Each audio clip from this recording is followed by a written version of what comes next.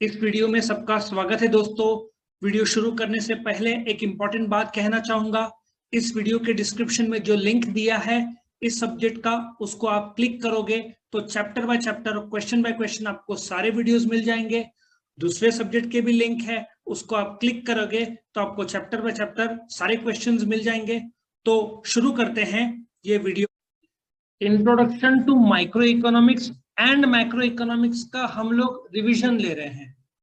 इस वीडियो में मैं बताऊंगा कि ये चैप्टर कितने मार्क्स का है, फिर इसमें कौन कौन से क्वेश्चंस है, कैसे शॉर्टकट स्टडीज करने हैं। हर एक क्वेश्चन को फास्ट लर्निंग के लिए मैंने जो मेमोरी टेक्निक्स बनाया है वो भी बताऊंगा, शॉर्ट में एक्सप्लेन भी करूंगा। डिटेल एक्सप्लेनेशन इसके पिछले सारे वीडियोस में दिए हुए हैं। हर एक क्वेश्चन के अलग अलग वीडियोस बने हुए हैं। 100 MCQs का अलग से वीडियो बना हुआ है जो कि लिंक में दिया हुआ है। इसके अलावा जो चैप्टर एक्सरसाइज है जो एंड में, उसका भी अलग से वीडियो बनाया हुआ है। ठीक है, तो शुरू करते हैं ये वीडियो। सबसे पहले तो ये कितने मार्क्स का है? 7 मार्क का है चैप्टर, और विद ऑप्शन 10 मार्क का आएगा। इसका मतलब जो आखिरी क्वेश्चन नंबर 6 आता है 8 मार्क का, ये इस चैप्टर में से एक्सपेक्टेड नहीं है। इस चैप्टर में से ज्यादा 2 मार्क, 3 मार्क, 4 मार्क के क्वेश्चन आ सकते हैं। उसके ऊपर इस चैप्टर से तुम एक्सपेक्ट नहीं करोगे। नाउ सबसे जो पहला क्वेश्चन है, स्टेट द फीचर्स या कैरेक्टरिस्टिक्स ऑफ माइक्रो इकोनॉमिक्स।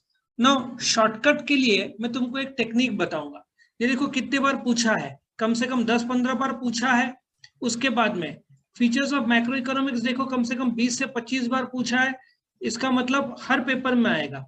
इसके बाद डिस्टिंग्विश बिटवीन देखो, इसका मतलब हर पेपर में लगभग 1 या 2 क्वेश्चन तो आएगा ही।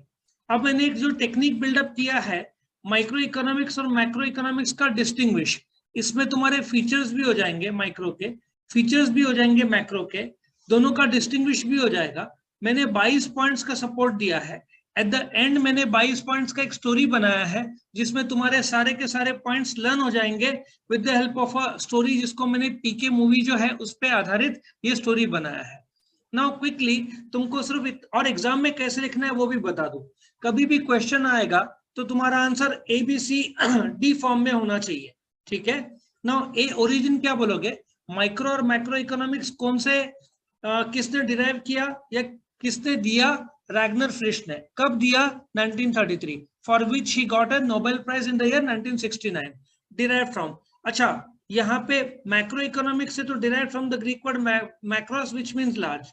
यदि माइक्रो इकोनॉमिक्स पूछा होता तो तुमने लिखा होता is derive from the Greek word micros which means small. ठीक है ना। और माइक्रो का जो मीनिंग है या इंट्रोडक्शन है, इसको प्राइस थ्योरी बोलते हैं, इसको इनकम थ्योरी बोलते हैं। तो बेस्ट तरीका बताओ, डिस्टिंग्विश करोगे तो तुम्हारा काम हो जाएगा। पहले क्या बोलोगे? माइक्रो इकोनॉमिक्स इकोनॉमिक्स का वो भाग है जो स्टडी करता है किसको? इंडिविजुअल कंज्यूमर, इंडिविजुअल फर्म, ठीक है ना, प्राइस ऑफ प्रोडक्ट, फैक्टर का प्राइसिंग। और मैक्रो इकोनॉमिक्स क्या स्टडी करता है? एग्रीगेट्स। डेफिनेशन तुमको रट्टा मारना है, ठीक है ना। फिर इवोल्यूशन, पहले माइक्रो आया क्या मैक्रो आया? पहले मैक्रो आया, फिर क्या आया? Macro. Called as micro economics का एक और नाम क्या है? Price theory. मैक्रो का एक और नाम क्या है? इनकम थ्योरी या theory of income and employment. Analysis, micro economics क्या स्टडी करता है? इंडिविजुअल को, इसलिए ये क्या है? इंडिविजुअलिस्टिक। मैक्रो क्या करता है? सबको जोड़ देता है, तो उसको क्या बोलते हैं? एग्रीगेटिव। ठीक है ना, सबको जोड़ता है।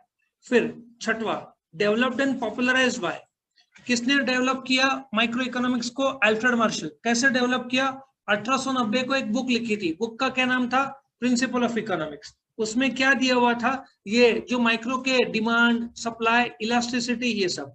मैक्रो इकोनॉमिक्स किसने पॉपुलराइज किया? John Keynes. कैसे किया? 1936 को एक बुक लिखी थी, बुक का नाम था theory of employment, interest and money, उससे बुक पॉपुलराइज हुई। डिराइव फ्रॉम, माइक्रो कौन से वर्ड से डिराइव्ड है? Greek word माइक्रोस। मैक्रो कौन से वर्ड से डिराइव्ड है? Greek word macros. इंटरडिपेंडेंस, ये इंडिपेंडेंट है, ये इंटरडिपेंडेंट है।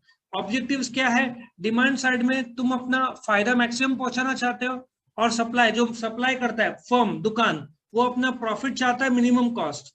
और मैक्रो के क्या ऑब्जेक्टिव्स है? देश में रोजगारी बढ़े, प्राइस स्टेबल रहो, आउटपुट या नेशनल इनकम देश का बढ़े। स्कोप, दोनों में से स्कोप किसका बड़ा है? मैक्रो का। किसका स्कोप छोटा है? माइक्रो का। इकोनॉमिक वेरिएबल्स क्या है? माइक्रो के वेरिएबल्स क्या होगा, कंज्यूमर होगा, फर्म होगा, प्राइस ऑफ कमोडिटी होगा, फैक्टर होगा। इसमें क्या वेरिएबल्स है, एग्रीगेट डिमांड, एग्रीगेट सप्लाई, ये वेरिएबल्स होगा। माइक्रो के प्रॉब्लम्स क्या है कि प्रोडक्ट का क्या प्राइस रखा जाए, आईफोन 13 या 14 आएगा तो क्या प्राइस रखे, और जो पगार देते हैं रेंट वेज इंटरेस्ट प्रॉफिट कितना रखे। और मैक्रो का जो है लेवल ऑफ इनकम एम्प्लॉयमेंट क्या होगा, ठीक है ना। इसके टूल्स है डिमांड और सप्लाई, इसके टूल्स है एग्रीगेट डिमांड और एग्रीगेट सप्लाई। इसका प्राइस रिलेटिव प्राइस, क्योंकि हमेशा कंपैरिजन किया जाता है माइक्रो में, मैक्रो में कंपैरिजन नहीं किया जाता है, इसलिए एब्सोल्यूट प्राइस है। यहाँ पे स्लाइसिंग मेथड है, अलग अलग भाग में बांटते हैं, यहाँ पे सबको जोड़ते हैं लंपिंग मेथड। यहाँ पे क्वांटिटी और रुपीज दोनों आता है, यहाँ पे सिर्फ रुपीज आता है। मैक्रो कभी भी क्वांटिटी में नहीं काम करता, रुपीज में काम करता है। पर्पज ऑफ स्टडी कि एक इंडिविजुअल का एनालिसिस करना, एक फर्म का लाइफ देखना, और यहाँ पे देश का level of employment, income, economic growth क्या होगा वो देखना। मेजरमेंट, माइक्रो का ज्यादा प्रॉब्लम नहीं है मेजरमेंट, क्योंकि तुम एक इंसान या एक दुकान का मेजर कर रहे हो। मैक्रो पूरे देश का मेजर कर रहे हो तो प्रॉब्लम ज्यादा होगा। Theory of distribution, factor pricing में 4 फैक्टर्स क्या है, लैंड, लेबर, कैपिटल और एंटरप्राइज। उसके रिवॉर्ड्स क्या है, रेंट, वेज, इंटरेस्ट और प्रॉफिट। उसके मालिक कौन है, लैंडलॉर्ड, लेबरर, कैपिटलिस्ट और एंटरप्रेन्योर, ठीक है ना। और उसका मैक्रो पे पूरे देश का जो रेंट, वेज, इंटरेस्ट, प्रॉफिट होता है वो मैक्रो पे थ्योरी ऑफ डिस्ट्रीब्यूशन बोलेंगे। इक्विलिब्रियम पार्शियल, क्योंकि माइक्रो एजम्पशन बेस्ड है, मैक्रो एजम्पशन बेस्ड नहीं है, इसलिए उसको क्या बोलेंगे, जनरल इक्विलिब्रियम। इंपॉर्टेंस, यहाँ पे माइक्रो क्या करता है, प्राइस डिटरमाइन करता है, किसका, प्रोडक्ट का और फैक्टर का, और मॉडल बिल्डिंग, बिजनेस डिसीजन में मदद करता है। मैक्रो देश का नेशनल इनकम, फ्लक्चुएशन, डेवलपमेंट देश का वो स्टडी करता है। एग्जांपल तुम इंडिविजुअल इनकम ले लो और यहाँ पे नेशनल इनकम ले लो तो भी चलेगा। आया समझ में। ये 22 points you can learn through a story जो मैं बता रहा हूँ, इससे तुम्हारा बहुत आसान हो जाएगा। ये एग्जाम में लिखने के लिए मैंने टेक्निक बताया है, ये तुम्हारा डिस्टिंग्विश के पॉइंट्स है। अभी मैंने एक स्टोरी बनाया, एक बार देख लो, एक बार रिवाइज कर लेंगे। ये जो ओरिजिनल वीडियो है उसमें पूरा डिटेल एक्सप्लेनेशन दिया है, अभी हम क्विकली स्टोरी देखेंगे। पिक्चर जो स्टोरी है पीके का, उसमें मैंने बताया है। इफ यू चेकआउट, सबसे पहला सीन क्या है पीके का, एक इवोल्यूशन, मतलब इफ यू चेकआउट, देखो यहां से इवोल्यूशन मतलब इफ यू चेकआउट, आसमान से क्या आता है, यूएफओ आता है, ठीक है ना। यूएफओ आता है, उसमें से कौन निकलता है, पीके, तो ही इज कॉल्ड एज पीके। समझ में आया। सबसे पहला पॉइंट क्या है, देखो स्टैंडर्ड फर्स्ट और सेकंड मीनिंग और डेफिनेशन तो स्टैंडर्ड है, एंड एग्जांपल स्टैंडर्ड है। इकोनॉमिक्स में चार्ट्स, ग्राफ्स, शेड्यूल्स एंड में हो सकता है। सो तुमको 2 मार्क का डिस्टिंग्विश है तो 5 पॉइंट लिखना है। मैं 22 पॉइंट का सपोर्ट दे रहा हूँ, क्योंकि फीचर्स 4 मार्क का पूछा तो 10 से 15 पॉइंट लिखना पड़ेगा, ठीक है ना। सो क्या करने का, स्टोरी याद कैसे रखना है, सबसे पहले तुम्हारे सामने देखो ये था, ठीक है ना। क्या आता है, यूएफओ आता है। उसके बाद नेक्स्ट पॉइंट क्या है, जैसे यूएफओ गिरता है, ही इज कॉल्ड एज पीके। फिर वो अपने आप को एनालाइज करता है, वो अपने आप को एनालाइज करता है कि वो ह्यूमन है, एलियन नहीं रहा। फिर वो अपने बॉडी को डेवलप होते हुए देखता है, पैर से लॉकेट तक, जमीन से ऐसे सोचो, पैर से लॉकेट तक। लॉकेट तक क्यों, क्योंकि उसका डिराइवेशन है going back to the UFO. एक बार क्विकली रिवाइज करो, पहले ऊपर आसमान से क्या आता है, यूएफओ, मतलब इवोल्यूशन, वहां से ये गिरता है, कौन, PK, he is called as PK. वो अपने आप को एनालाइज करता है, is a human not a UFO. फिर उसका पैर से लॉकेट तक डेवलप होता है बॉडी, लॉकेट का derivation going back to the UFO. उसके बाद नेक्स्ट क्या है, वो पॉइंट आउट करता है, ऐसे सोचो किसकी तरफ, रोम की तरफ, ठीक है, जहां पे इंटरडिपेंडेंस दोनों का गाना चालू रहता है, हीरो और हीरोइन का। फिर वो आसमान में पॉइंट आउट करता है, सोचो, दैट इज ऑब्जेक्टिव्स, ठीक है। उसके बाद याद है वो जेल का सीन, जहां पे स्कोप है जेल, और फिर वो 500 रुपए देकर अंदर जाती है, इकोनॉमिक वेरिएबल्स, और फिर वो अपने प्रॉब्लम बताता है और टूल्स बताता है कैसे सीखा, है ना। तो यहाँ पे है, अभी एक बार वापस से पॉइंट्स रिवाइज करो। पॉइंट नंबर 1 क्या था, इवोल्यूशन। फिर वो जब आता है तो ही इज कॉल्ड एज पीके, ठीक है ना, ही इज कॉल्ड एज क्या, तो पहला पॉइंट क्या था, इवोल्यूशन। जैसे वो गिरता है, ही इज कॉल्ड एज क्या, पीके। वो अपने आप को क्या करता है, एनालिस करता है कि वो ह्यूमन बीइंग है, ठीक है ना। फिर नेक्स्ट क्या है, नेक्स्ट क्या है बताओ, उसका बॉडी डेवलप और पॉपुलराइज होता है नीचे से ऊपर। उसके बाद नेक्स्ट पॉइंट क्या है, वो उसका डेवलप होता है पैर से लेकर लॉकेट तक। लॉकेट का डिराइवेशन क्या है, going back to the UFO. उसके बाद क्या है, वो पॉइंट आउट करता है रोम में इंटरडिपेंडेंस। फिर आसमान में पॉइंट आउट करता है objective of going back to the UFO. फिर जेल का स्कोप, फिर वो 500 रुपए देकर अंदर जाती है। इकोनॉमिक वेरिएबल्स, ठीक है। फिर वो प्रॉब्लम बताता है, टूल्स, ठीक है ना। टूल्स मतलब कैसे भोजपुरी भाषा सीखा 6 घंटा डाउनलोड करके।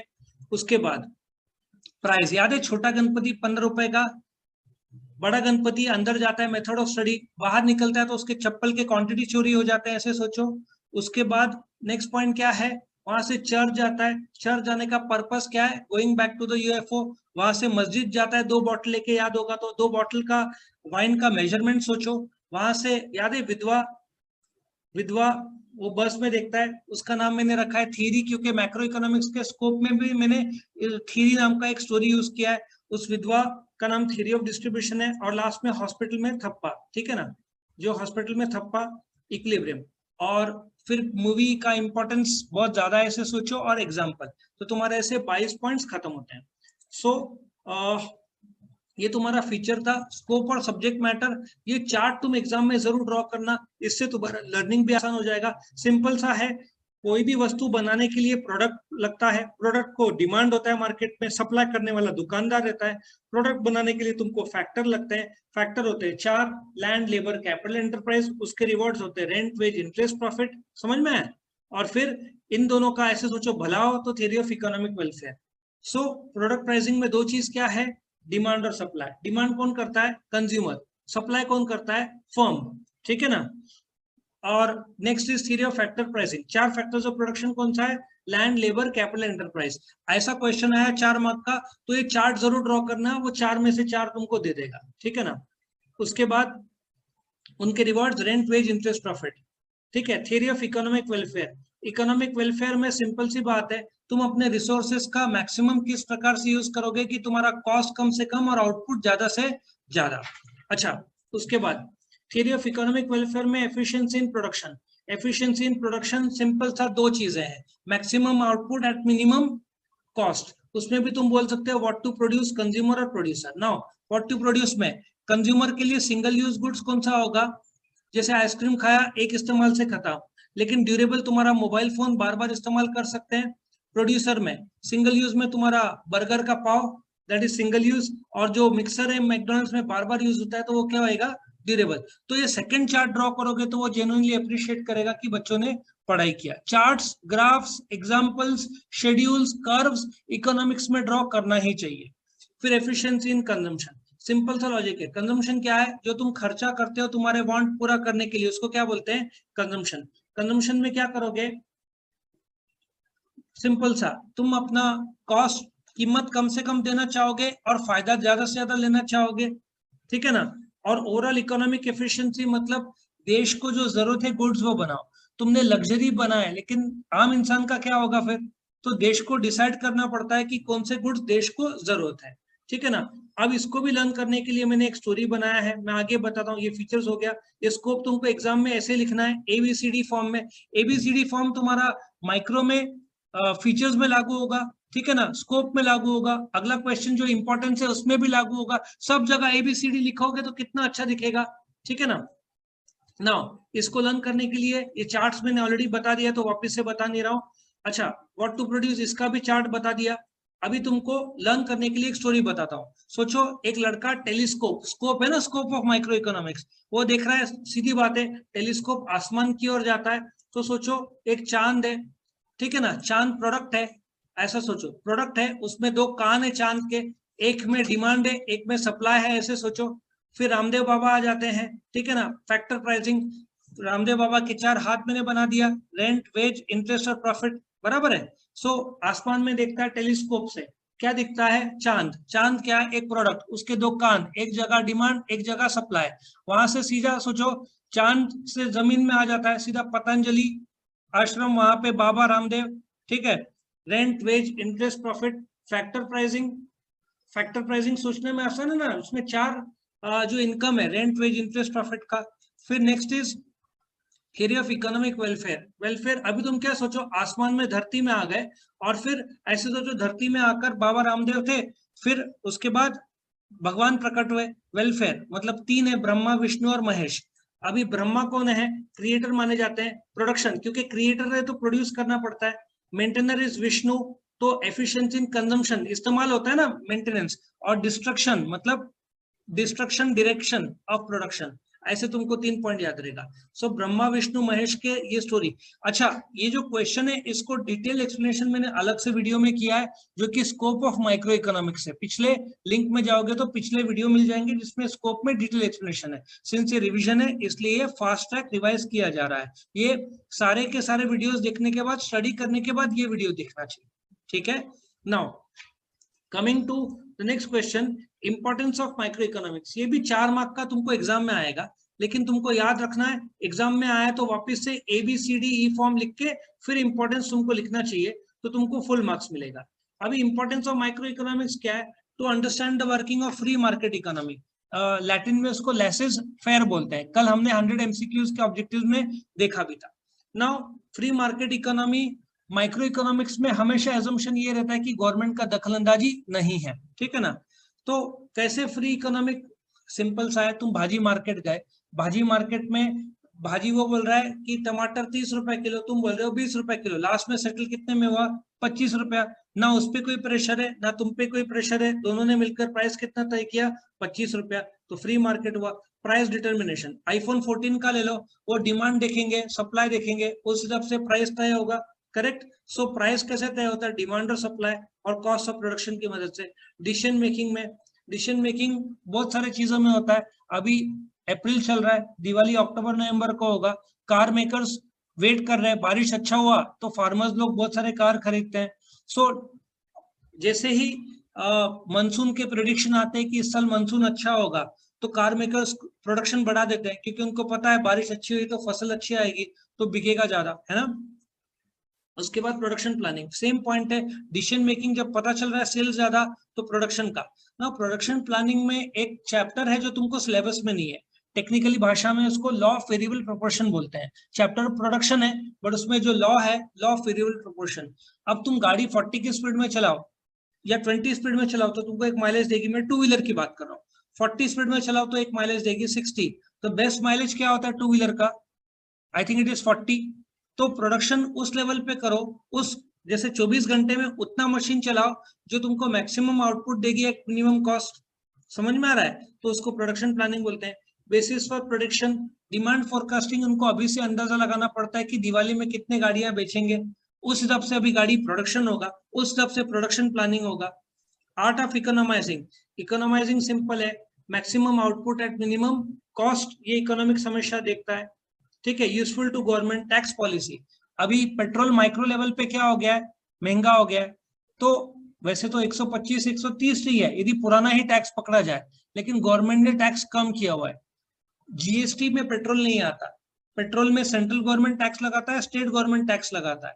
तो सेंट्रल गवर्नमेंट ने कम किया, स्टेट गवर्नमेंट भी टैक्स कम करेगा, तो क्या होगा? पेट्रोल के रेट्स कम हो जाएंगे। सो माइक्रो लेवल पे गवर्नमेंट को फायदा होता है कि एक पेट्रोल का दाम बढ़ गए तो लोगों को बहुत दिक्कत होती है, हर चीज महंगा हो जाता है। आया समझ में? फिर वेलफेयर इकोनॉमिक्स, वेलफेयर इकोनॉमिक्स मतलब तुम रिसोर्सेज का उस प्रकार से उपयोग करो जिसमें तुमको मैक्सिमम सोशल वेलफेयर हो। और लास्ट में इंटरनेशनल ट्रेड। अभी देखो इंटरनेशनल ट्रेड में बहुत सारा डॉलर्स इंडिया में आया तो डॉलर का रेट गिरेगा, बहुत सारा इंडिया से बाहर डॉलर चला गया तो डॉलर का रेट बढ़ेगा। समझ में आया? या बहुत सारा तुमको पॉकेट मनी दिया तो क्या होगा? तुम बहुत सारा खर्चा करोगे जिससे क्या होगा? महंगाई बढ़ेगा। यदि तुम्हारा पॉकेट मनी कम कर दिया तो तुम खरीद नहीं पाओगे, तो क्या होगा? महंगाई कम होगा। तो इस हिसाब से कंट्रोल माइक्रो इकोनॉमिक्स ऑपरेट करता है। तुम इंटरनेशनल ट्रेड कैसे चलता है वो भी देख सकते हैं। इसके 10 पॉइंट्स है, इसको लर्न करने के लिए मैंने एक स्टोरी बनाया था। करेक्ट, इंपॉर्टेंस का एक एक करके देखते हैं। मैंने एक स्टोरी ऐसे बनाया है, नासिक में एक ऐसी जगह है, पुल है जिसको फेमसली बापू पुल बोलते हैं। वहां पे आश्रम बापू का एक आश्रम था पुल से जस्ट पहले। तो ऐसे सोचो, टू अंडरस्टैंड, वहां पे वो लोग सस्ते में रजिस्टर्स देते थे। उस समय रजिस्टर के ऊपर फोटो आते थे आश्रम बापू के, ठीक है ना।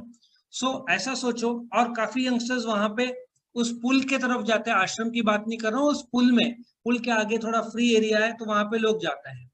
सो पहले ऐसे सोचो, एक लड़का जाता है वो आश्रम के बाहर, और वहां पे आश्रम बापू खड़े रहते हैं। तो लड़का पूछता है आश्रम बापू, मैंने सुना है यहाँ पे फ्री मार्केट है, फ्री में वस्तु देते हैं। तो आश्रम बापू बोलते हैं उसको, कोई भी चीज फ्री नहीं होती है, हर चीज की प्राइस होती है, कीमत होती है। समझ में आया?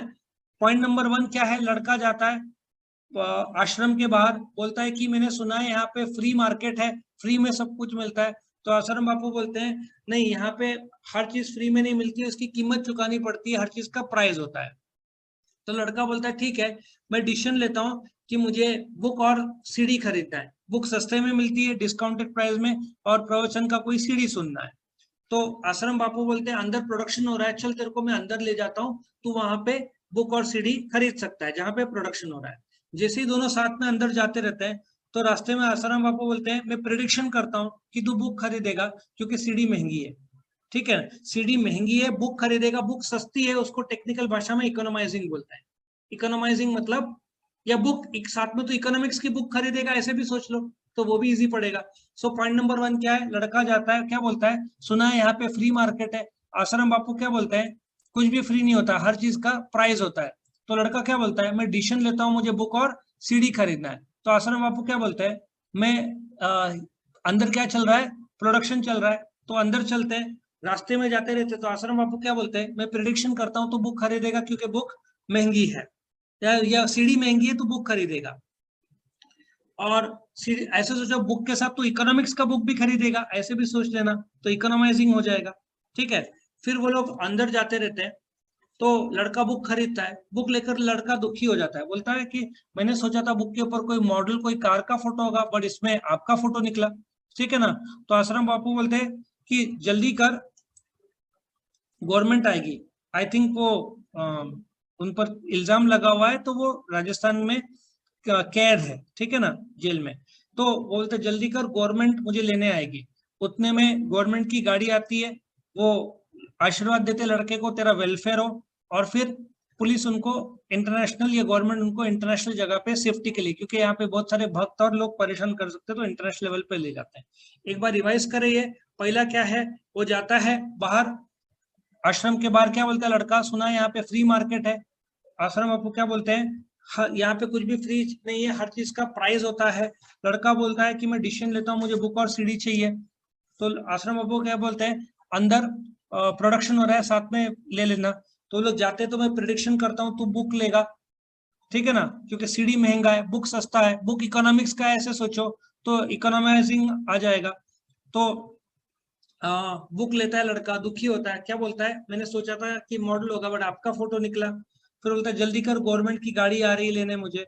फिर गाड़ी आ जाती है, बोलते तेरा वेलफेयर हो, और उसको कहाँ पुलिस सेफ्टी के लिए इंटरनेशनल लेवल पे ले जाते हैं। ठीक है ना? सो ये तुम्हारा ये इंपॉर्टेंस ऑफ माइक्रो था। अभी फीचर्स ऑफ मैक्रो तुमको अलग से करने की जरूरत नहीं है। क्यों? क्योंकि डिस्टिंग्विश बिटवीन माइक्रो और मैक्रो हो जाता है, ठीक है ना, वो मैंने ऑलरेडी बताया हुआ है, तुमको बस ऐसे लिखना है। अभी स्कोप ऑफ मैक्रो हम देखेंगे। स्कोप ऑफ मैक्रो के लिए तुमको क्या करना है? ये वापस से ड्राइंग करना है एग्जाम में। इकोनॉमिक्स में क्या है? Charts, graphs, drawings, schedules, curves, examples, ऐसे ही तो है, सिंपल सा है। ये ड्रॉ करोगे, theory of income and employment, simple सा लॉजिक है। मैक्रो क्या बात करता है? एग्रीगेट्स की। एग्रीगेट में दो आधार स्तंभ क्या है? एग्रीगेट डिमांड और एग्रीगेट सप्लाई। डिमांड कौन करता है? कंज्यूमर करता है। सप्लाई कौन करते हैं? सारे के सारे फर्म करते हैं। सारे के सारे फर्म करते हैं, तो वहां पे लोग काम करेंगे, तो क्या होएगा? एम्प्लॉयमेंट होगा। कंज्यूमर गुड्स खरीदेंगे, तो फर्म का क्या होगा? सेलिंग होगा। सेलिंग होगा तो क्या होगा? प्राइसिंग मिलेगा, इनकम होगा। इनकम होगा तो और भी सेविंग्स होगा, फिर और एक्सपांड होगा बिजनेस, तो एम्प्लॉयमेंट होगा। सो मैक्रो इकोनॉमिक्स क्या? इनकम और employment is dependent on the aggregate demand और एग्रीगेट सप्लाई, जो कि मेन आधार स्तंभ है। नेशनल इनकम क्या है? It is the money value of what? All the final goods and services. Bharat का नेशनल इनकम 2.5 लाख करोड़ है, जो कि गुड्स एंड सर्विस भारत में प्रोड्यूस होते हैं एक साल में। एक साल कौन सा? Financial year. फाइनेंशियल ईयर कौन सा है? 1 अप्रैल टू 31 मार्च। उस साल में जो भी गुड्स प्रोड्यूस होते हैं उसको नेशनल इनकम बोलेंगे। भारत का नेशनल इनकम कितना? 2.5 लाख करोड़। चाइना का कितना होगा? एटलीस्ट 8 लाख से 10 लाख करोड़ होगा। अमेरिका का कम से कम 15 लाख करोड़ होगा। अपने से 4-5 गुना चाइना है, अपने से 8 गुना अमेरिका है। ठीक है ना? फिर बिजनेस साइकिल, इसको ट्रेड साइकिल भी बोलते हैं। जैसा तुम्हारा मूड ऊपर नीचे होते रहता है दिन में, वैसे भी बिजनेस कभी बहुत जोरों में चलता है, कभी डाउन रहता है। इसको बिजनेस साइकिल बोलते हैं। जैसे हार्ट के कर्व्स देखे होंगे ना तुमने कहीं पे मॉनिटर में, टीवी में, तो जैसे सबसे टॉप में रहा तो बूम बोलते हैं कि बिजनेस बहुत जोर में चल रहा है, और सबसे डाउन में डिप्रेशन, और फिर रिकवरी, प्रोस्पेरिटी और बूम। ठीक है ना, ऐसे अलग अलग, या डिप्रेशन, रिसेशन, फिर ग्रोथ और लास्ट में बूम, ऐसे बोल सकते हैं। उसके अलग अलग फेजेस रहते हैं, 4 से 5। ठीक है। जनरल अनएम्प्लॉयमेंट, अनएम्प्लॉयमेंट किसको बोलेंगे? जो आदमी काम करना चाहता है पर उसको काम मिलता नहीं है, उसको अनएम्प्लॉयमेंट बोलते हैं। सो कीन्स का मानना था कि अनएम्प्लॉयमेंट डिमांड की कमी की वजह से होता है, क्योंकि सप्लाई कम हो जाएगा, तो ये उनका मानना था। और theory of general price level और इन्फ्लेशन, ठीक है ना, ये क्या होता है, लेट अस अंडरस्टैंड। इन्फ्लेशन को क्या बोलते हैं? Percentage rate at which the prices of goods are going up. महंगाई किसको बोलते हैं? गुड्स और सर्विस का दाम वक्त के साथ साथ बढ़ रहा है। तुम बोलोगे सर लींबू का दाम 10 रुपया हो गया तो महंगाई हो गया। महंगा है लींबू, लेकिन इन्फ्लेशन में एक वस्तु नहीं, सारे के सारे वस्तु के दाम बढ़ने चाहिए तो महंगाई। इंडिया में जो महंगाई के पैरामीटर्स है उसके दो है, एक होलसेल प्राइस इंडेक्स और एक consumer price index. Consumer retail में देखा जाता है, होलसेल होलसेल में देखा जाता है। तुम मुझे कॉमन सेंस से बताओ किसका दाम ज्यादा, किसका रेट ज्यादा रहेगा? होलसेल में तो कम होगा ना, कंज्यूमर का ज्यादा है, सो कंज्यूमर प्राइस इंडेक्स का ज्यादा रहता है। तो परसेंटेज में दिया रहता है। फिलहाल पेट्रोल महंगा हो गया तो अपना इन्फ्लेशन भी थोड़ा ज्यादा है, 6, 6.5, 7% के आसपास चल रहा है, वो कम हो जाएगा। ठीक है ना। इन्फ्लेशन के दो कारण है, सिंपल से दो कारण क्या है? जैसे आईफोन 6 का डिमांड 2 दिन में 1 करोड़ हैंडसेट बेचे थे। आईफोन 13 का डिमांड बहुत ज्यादा है तो वो लोग रेट बढ़ा सकते हैं। ठीक है, तो डिमांड खींच रहा है, डिमांड पुल बोलते हैं। लेकिन रॉ मटेरियल का कॉस्ट बढ़ गया तो सब कार कंपनीज, तुम देखो ना, हर जगह प्राइस बढ़ गया है, तो इसको क्या बोलते हैं? कॉस्ट पुश, कॉस्ट बढ़ा रहा है इन्फ्लेशन। फिर next is theory of growth and development. Simple सा लॉजिक है। पहला क्या होगा? Economic growth. इकोनॉमिक ग्रोथ क्या है? नेशनल इनकम और पर कैपिटा इनकम की बढ़ोतरी। उसकी वजह से क्या होगा? हेल्थ अच्छा होगा। डिफेंस, इंडिया वर्ल्ड का 3rd लार्जेस्ट स्पेंडर है डिफेंस में। डिफेंस में अपन पहला अमेरिका, दूसरा चाइना, 3rd इंडिया स्पेंड करता है। ठीक है, तो हेल्थ केयर अच्छा होगा, एजुकेशन अच्छा होगा, डिफेंस में ज्यादा अच्छा होगा, रोड, रेलवे, डैम, ब्रिजेस बनेंगे। सो पहले इकोनॉमिक ग्रोथ होगा और फिर डेवलपमेंट होगा, तुम्हारा रिजल्ट अच्छा आएगा, फिर अच्छा कॉलेज में एडमिशन मिलेगा, फिर तुम्हारा लाइफस्टाइल चेंज होगा, कॉन्फिडेंस बढ़ेगा, सोसाइटी में इज्जत रहेगी। और macro theory of distribution, simple सा लॉजिक है। देश में factors of production, land, labour, capital, enterprise है। चारों के रिवॉर्ड्स क्या है? Rent, wage, interest, profit. पूरे देश की बात कर रहे हैं, ठीक है ना। पूरे देश की बात कर रहे हैं तो पूरे देश में रेंट, वेज, नेशनल इनकम जो 2.5 लाख करोड़ है, उसमें कितना रेंट, कितना वेज, कितना इंटरेस्ट, कितना प्रॉफिट का हिस्सा भी निकाला जा सकता है नेशनल इनकम में, जिसको मैक्रो थ्योरी ऑफ डिस्ट्रीब्यूशन बोलते हैं। अब ये 7 पॉइंट है, 7.7 सेकंड में लर्न हो जाएगा। मैं एक स्टोरी बनाया हूं, ठीक है ना। अब स्कोप ऑफ मैक्रो इकोनॉमिक्स बताने से पहले मैंने इसी वीडियो में फीचर्स ऑफ माइक्रो इकोनॉमिक्स और फीचर्स ऑफ मैक्रो डिस्टिंग्विश साथ में करने को बोला था। उसमें एक स्टोरी था, पीके। उसमें पॉइंट नंबर 19 क्या था? Theory of distribution. तो मैंने बताया था ना, वो विधवा का नाम मैंने थ्योरी रखा है।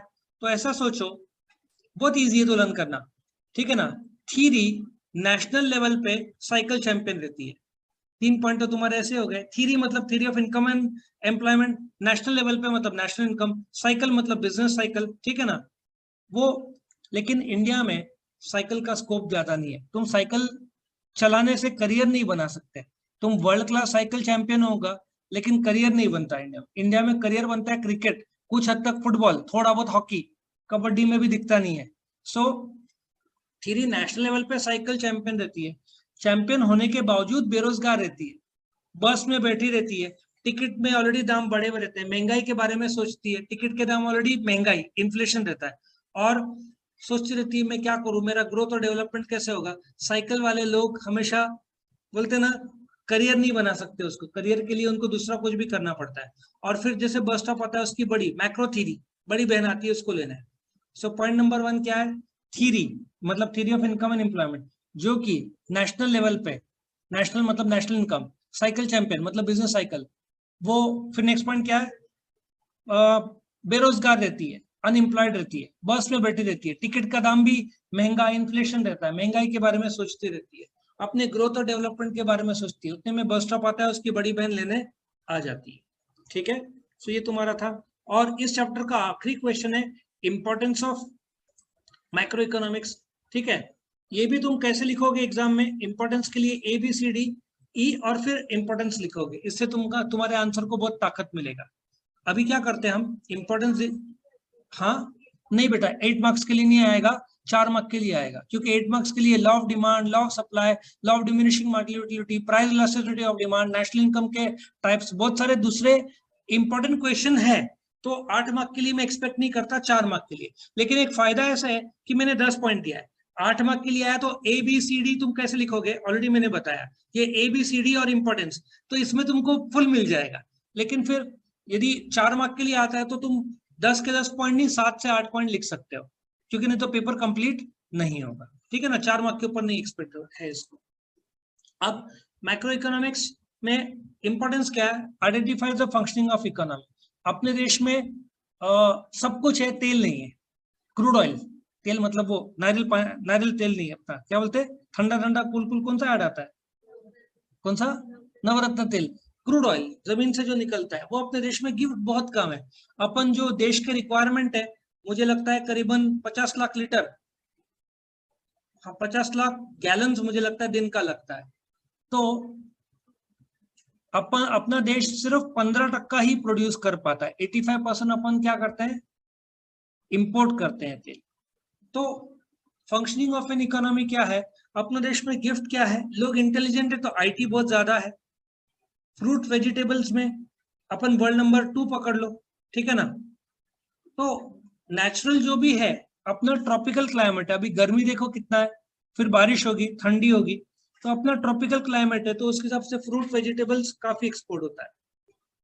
दूसरा, मेजरमेंट ऑफ इकोनॉमिक डेवलपमेंट, हाँ पैरामीटर्स है, जो इनकम है, सपोजिटली एक इंसान का मंथली इनकम 10,000 है, वो कैसा स्पेंड करेगा, 2-3 हजार EMI में डालेगा, थोड़ा ग्रोसरी, भाजी, केबल, रिचार्ज, पेट्रोल, सिलेंडर, ठीक है ना, एजुकेशन, हेल्थ। सो कमाई में से कंजम्पशन कितना हिस्सा, 100 रुपए कमाई है, 80 रुपए कंजम्पशन, तो सेविंग्स कितना होगा, 20 रुपए। तो ये सब पैरामीटर्स मैक्रो पे मेजर किया जा सकता है।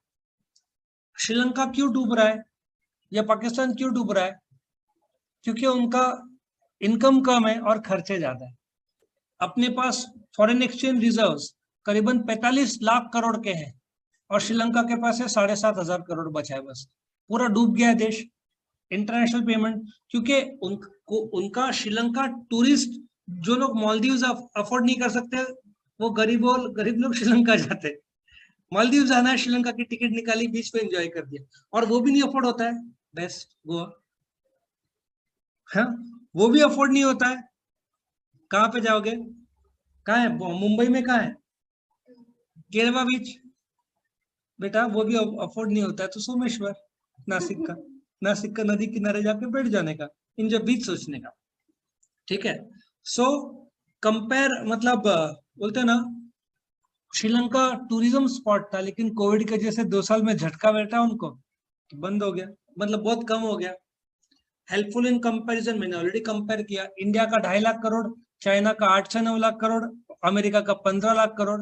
So you can compare the countries, बहुत आगे अमेरिका है अभी भी अपने से। प्रैक्टिकल रिलेवेंस, सीधा हिसाब है, पेट्रोल का दाम बहुत ज्यादा है, तो बाकी महंगाई बहुत ज्यादा हो गया है। लींबू मैंने जिंदगी में सुना नहीं था, 10 रुपया का एक लींबू। एक बहुत अच्छा जोक था, मैंने मेरे फ्रेंड को भेजा था। होटल में वो लोग जाते हैं, तो खाना खाते बाद में पानी लींबू से साफ करते हैं ना, तो वो बिल आता है, तो जो मालिक बोलता है, जो खाने जाता है ना, कस्टमर बोलता है इतना ज्यादा बिल, तो वो वेटर बोलता है सर हमने आपका खाने का बिल तो माफ कर दिया, बस लींबू का बिल डाला है। तो वो अच्छा, बहुत फोटो भी बहुत अच्छा किसी ने बनाया था। तो प्रैक्टिकल रेलेवेंस काफी प्रैक्टिकल है, कि पेट्रोल के दाम बढ़े तो इंस्टेंटली बाकी चीजों के दाम बढ़ते हैं, लेकिन पेट्रोल के दाम घटे तो 10 से 15 दिन लगता है दाम बाकी चीज को घटने, ठीक है ना। इकोनॉमिक प्लान्स, एक जमाने में इंडिया में 5 ईयर प्लान्स बनते थे, जिसको हिंदी में पंचवार्षिक योजना बोलते हैं। एक डिपार्टमेंट था जो बनाता था, उसको क्या बोलते हैं, प्लानिंग कमीशन। अभी के प्रेजेंट गवर्नमेंट ने उसको बंद कर दिया, और एक नया डिपार्टमेंट फॉर्म किया, नीति आयोग, ठीक है। और फॉर्मेलिटी की इकोनॉमिक पॉलिसी, पॉलिसी कई प्रकार के होते हैं जैसे मॉनेटरी पॉलिसी, मॉनेटरी पॉलिसी देश में कितना नोट छपने चाहिए, कितने देश में नोट्स है, करीबन 16 लाख करोड़ के, उसके 85% 500 और 2000 के, 15% बाकी के, ठीक है। और फिस्कल पॉलिसी जो कि टैक्स, जीएसटी, ये फिस्कल पॉलिसी में आएगा। EXIM policy, export import policy, कितना टैक्स होना चाहिए।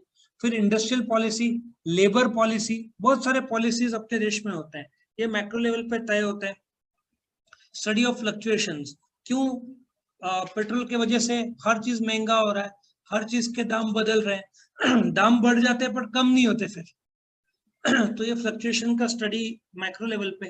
तुम स्टडी करने जाओगे तो कॉमन सेंस है, यूक्रेन और रशिया का जो लड़ाई चल रहा है सॉरी हाँ, तो रशिया पेट्रोल सप्लायर है बड़ा, वहां से कम हो गया तो इंटरनेशनल लेवल पे तेल के दाम बढ़ गए, तो 120 रुपया हो गया।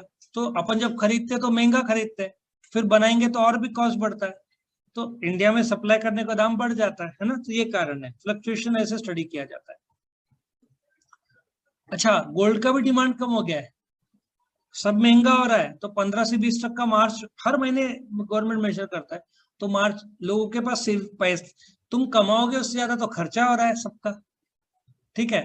तो बोलते ना सेविंग्स ही कम हो रहा है लोगों का, गोल्ड सेविंग से आता है, तुम कंजम्पशन के तौर पर नहीं कर सकते, कमाया 10,000 5,000 का गोल्ड लिया, घर कैसे चलेगा, तुम्हारे पास पैसा बचेगा उसमें से तुम गोल्ड खरीदोगे, लोगों के पास सेविंग्स ही नहीं है, तो गोल्ड का डिमांड कम हो रहा है फिलहाल।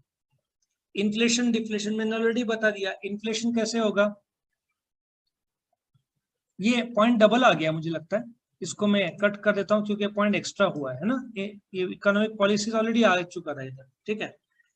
तो इन्फ्लेशन डिफ्लेशन, इन्फ्लेशन मतलब वस्तु के दाम बढ़ना, डिफ्लेशन मतलब वस्तु के दाम घटना।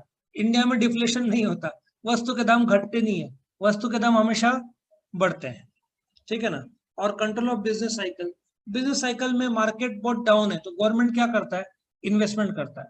यदि मार्केट बहुत महंगा हो रहा है, लोग बहुत खर्चा कर रहे हैं, तो गवर्नमेंट क्या करता है, टैक्स बढ़ा देता है, तो इससे क्या होगा, वस्तु महंगे हो जाएंगे, लोग नहीं खरीदेंगे, तो थोड़ा कूल ऑफ हो जाएगा।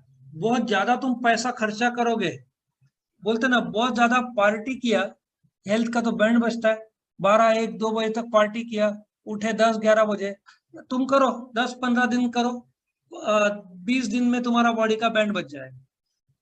इसलिए लोग वीकली एक बार पार्टी करते हैं, कुछ लोग हर रोज करते हैं, लेकिन थोड़े महीनों बाद बॉडी तो हालत हो जाता है। तो बिजनेस साइकिल को कंट्रोल कैसे किया जाता है, मैक्रो पे, इसका मैंने एक स्टोरी बनाया है, let us check out the story. Importance, ये स्टोरी बहुत इंटरेस्टिंग है। सुला फेस्ट में कोई गया है तुम लोग में से, तो गई है सुला, यहाँ पे है इंडिया का नंबर 1 वाइन मेकर, वहां पे जैसे टुमारोलैंड सुना है, नहीं सुना है तो तुम्हारे जिंदगी, सनबर्न इंडिया का कोई गया है कभी, जाना सनबर्न में, मेरे को भी जाना है एक आध बार। और जैसे म्यूजिक फेस्टिवल है, मैं सिर्फ एक कोल्ड प्ले है ना, मैंने बताया था कोल्ड प्ले का एक कॉन्सर्ट मैंने अटेंड किया, it was a world class concert. तो बोलने का तात्पर्य है कि सुला में एक कॉन्सर्ट होता है म्यूजिक का, उसको सुला फेस्ट बोलते हैं, हर साल फरवरी में होता है, 2 साल कोविड की वजह से नहीं हुआ, नहीं तो वहां पे 10,000 लोग आते हैं, नासिक के कम, बॉम्बे और वर्ल्ड के लोग ज्यादा आते हैं, सारे होटल्स नासिक के फुल रहते हैं। तो हम लोग सुलह फेस्ट ले रहे हैं, उनका 2 दिन का प्रोग्राम रहता है, ओवरनाइट टेंट्स भी रहते हैं वहां पे, एक दिन का आई थिंक 2,000 2,500 है, और 2 दिन का कुछ 4,000 जहां तक मुझे पता है, लास्ट जो पता था। तो तुम सुलह फेस्ट जा रहे हो, तुम जैसे जाते हो पहले तो तुम सुनते हो, हाँ सुलह फेस्ट का फंक्शन है, देखो point number 1, identify the functioning of an economy. Sulah fest का क्या है, फंक्शन है। और तुम जैसे जाते हो वहां पे तुम पूछते हो टिकट का भाव क्या है, वो बोलता है 4,000 फॉर 2 days। फिर तुम कंपेयर करते हो with last year, last year कम था 3,500 था, इस साल 4,000 कर दिया। सो पॉइंट नंबर 1 क्या है, identifies the functioning of an economy. Sulah fest क्या है, फंक्शन है, तुम जाते हो टिकट का मेजरमेंट करते हो, फिर तुम क्या करते हो, कंपेयर करते हो, तुम टिकट खरीदते हो, हाथ में वो लोग बैंड बांधते हैं, ठीक है। फिर तुम जैसे ही खरीदते हो तुम अंदर जाते हो तो वहां पे प्रैक्टिकली म्यूजिक, डांस, और बहुत सारे लोग वाइन पी रहे हैं, ठीक है। और दिन जैसे जो गुजरता जाता है वैसे लोग झूमना पड़ता है, क्योंकि वाइन का असर पड़ते जाता है लोगों पर। अब तुम जाते हो, तुम बोलते हो यार ऐसे डांस करने से मजा नहीं आएगा, एक हाथ वाइन का चुस्की लिया जाए। तो तुम जाते हो, ऊपर वाइन मिलता है ना, तो तुम सोचते हो यार, एक प्लान बनाते हो कि जाकर ना थोड़ा सा वाइन पिया जाए। तो तुम पॉलिसी बनाते हो, एक ग्लास से ज्यादा वाइन नहीं। बहुत महंगा आता है भाई वाइन। हम लोग फ्रेंड लोग गए थे, तो एक दो जन ने एक छोटे से बॉटल का इतना सा ग्लास का इतना सा ऐसा 450 रुपए का। तो तुम प्लान बनाते हो थोड़ा वाइन पियेंगे, पर तुम पॉलिसी बनाते हो नहीं, इतना सा वाइन पियोगे, लेकिन वाइन है, रेड वाइन है, तो तुम पीते हो, पीते जाते हो, एक नहीं थोड़ा, वन मोर, वन मोर। तुम जैसे स्टडी का सोचते हो ना, शाम को 5 बजे स्टडी, 5 बजे हुआ, 5:30 बजे, फिर 6, 7, 8, 9, 10 कैंसल, आज का स्टडी कैंसल, कल पढ़ेंगे, जो तुमने बहुत बार किया होगा जिंदगी में। उसी प्रकार से एक वाइन थोड़ा सा, और एक नशा अभी चढ़ नहीं रहा है, 2, 3, 4 पीते जाते हो, इतना पी लेते हो तुम झूमने लगते हो, फ्लक्चुएशन। लेकिन तुमको पता नहीं चलता कि तुमने महंगाई इतना ज्यादा खर्चा कर दिया वाइन के पीछे कि तुम्हारी कार बिक गई, तुम वापस कार में गए थे और आए थे साइकिल में, सब बिक गया। पॉइंट नंबर 1 क्या है, तुम सिलाफेस के फंक्शन में जाते हो, टिकट का मेजरमेंट करते हो, पिछले साल के साथ कंपैरिजन करते हो, जाते हो अंदर तो प्रैक्टिकली म्यूजिक डांस चालू रहता है, प्लान बनाते हो कि थोड़ा वाइन पियोगे, लेकिन रास्ते में पॉलिसी बनाते हो एक वाइन, एक ग्लास, लेकिन पीते जाते हो, पीते जाते हो, ठीक है। इतना ज्यादा पीते हो कि झूमने लगते हो, फ्लक्चुएशन होने लगते हो, और इतना ज्यादा स्पेंड कर दिया इन्फ्लेशन कि तुम्हारा पैसा खत्म हो गया, तुम आए थे कार में, वापस गए साइकिल में। तो इस प्रकार से ये स्टोरी था। आई होप तुमको ये रिवीजन बहुत फायदा हुआ हो। तुमको इंडिविजुअल चैप्टर बाय चैप्टर पहले वीडियोस देख लेना, जो इस लिंक में दिया हुआ है, उसके बाद ये रिवीजन देखोगे तो अच्छा हो जाएगा। ये रिवीजन के बाद में तुम ऑब्जेक्टिव्स करना बाल भारती के, और फिर 100 एमसीक्यूज करना, ये सीक्वेंस में पढ़ाई करोगे तो तुम्हारा फर्स्ट चैप्टर हो जाएगा। और ये जो स्टोरीज बनाए हुए हैं, हर एक का पॉइंट बिना देख के लिख के निकालोगे, स्टोरी की मदद से लर्निंग फास्ट हो जाएगा, तो तुम्हारा रिवाइज भी हो जाएगा। ओके, वीडियो पसंद आया तो लाइक करना, फ्रेंड्स के साथ शेयर करना, चैनल को सब्सक्राइब करना। और एक और बार याद दिला दूं, इस वीडियो के डिस्क्रिप्शन में जो लिंक दिया है उसको आप क्लिक करोगे तो आपको chapter by chapter, question by question सारे वीडियोस मिल जाएंगे। Thank you for watching.